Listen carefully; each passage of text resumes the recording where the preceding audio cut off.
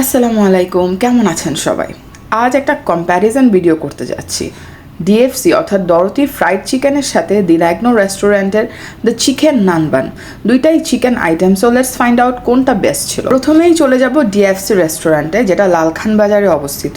Highway sweets যে দোকানটা আছে ঠিক ওটার হাতের বাম পাশে আপনি সোজা হাঁটা শুরু করবেন লালখান বাজার ফ্লাইওভার থেকে নেমেই। সো সোজা হেঁটে গেলে একটু সামনে গেলে দেখতে পাবেন এরকম একটা সিঁড়ি আছে জাস্ট ফ্লাইওভারের অপোজিট সাইডেই। এটা দিয়ে সোজা উপরে উঠে যাবেন এবং উপরে উঠেই চোখে পড়বে ডিএফসি হাতের রাইট সাইডে। খুব ছোট একটা রেস্টুরেন্ট, এটা অনেক পুরনো একটা রেস্টুরেন্ট। সো যে এখানে আপনি অনেক ধরনের আইটেমস পাবেন, অনেক কিছুই আছে তাদের কাছে, বাট তাদের সবচেয়ে স্পেশাল আইটেম যেটা সেটা হচ্ছে তাদের ডরোথি ফ্রাইড চিকেনটা। সো এটা হচ্ছে আমি অ্যান্ড এটা হচ্ছে আমাদের ডক্টর আপু, সে অলরেডি মেনু স্টাডি করছে যে কী অর্ডার দেওয়া যায়। সো দেখতে পাচ্ছেন এখানে তাদের ফুল মেনুটা শো করছে, কিন্তু আমরা খাবো তাদের ডরোথি ফ্রাইড চিকেন হাফ, যেটা 635 টাকা প্রাইস। সো এখানে তারা খুব স্পেশাল একটা সস দিয়ে ফ্রাইড চিকেনটাকে মেরিনেট করে। অ্যান্ড তার আগে আমি বলে নিই তাদের ফ্রাইড চিকেনের সাইজগুলো কিন্তু অসাধারণ এবং কালারটা দেখতেও কিন্তু আমার কাছে খুবই ইয়ামি লাগছিল। উপরে একটু নাট স্প্রিঙ্কল করে দিয়েছে। অ্যান্ড হিয়ার উই গো, আমরা খাওয়া শুরু করে দিয়েছি।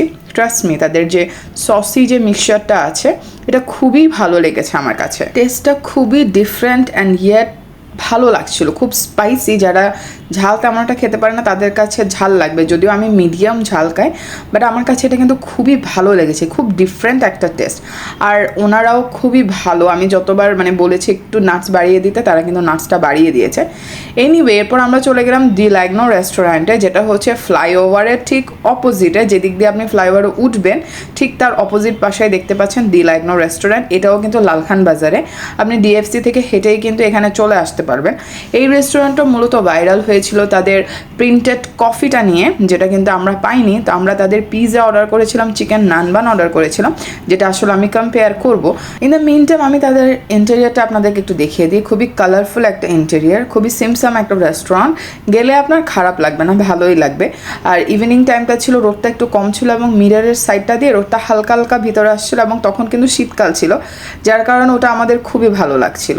সো ফাইনালি আমাদের ফুড চলে এসেছে, যেহেতু আমরা অলরেডি ফুল ছিলাম যার কারণে আমরা অর্ডার করেছিলাম তাদের পিৎজাটা আমি বলবো সোসো, অনেক বেশি আহামরি মজা তাও না, বাট ইটস গুড, আমার কাছে ভালোই লেগেছে। বাট যেটা বেশি ভালো লেগেছে সেটা হচ্ছে তাদের এই কোল্ড কফিটা। ট্রাস্ট মি, আমার খুবই পছন্দ হয়েছে তাদের এই কোল্ড কফি। বাট একটু কষ্ট লেগেছে তাদের ওই প্রিন্টেড কফি মাগটা ছিল না, যে প্রিন্টেড কফি যেটা দেয় সেটা ছিল না, মেশিনটা নাকি নষ্ট হয়ে গেছে। এনিওয়ে, দেন কামস এ চিকেন নানবান। 4 পিস চিকেন নানবানের প্রাইস ছিল 250 টাকা। বাট ট্রাস্ট মি, আমি অনেক রেস্টুরেন্টে চিকেন নানবান খেয়েছি, but this one is one of the best. ওদের এই সসটা আমার কাছে দারুণ লেগেছে। আর আমি যদি ডিএফসির সাথে কম্পেয়ার করি তাহলে টোটালি দুইটা ডিফারেন্ট টাইপ অফ চিকেন, দুইভাবে আপনার টেস্ট বাডের সাথে প্লে করবে। So you got to try both of them. এরপর আমি এই চিকেন নানবানটা আমি আবার বাসায়ও নিয়ে এসেছিলাম এবং খুব সুন্দর করে তারা প্যাক করে দিয়েছে। সো আজ এই পর্যন্ত, জানাবেন আপনাদের experience and tata, bye bye.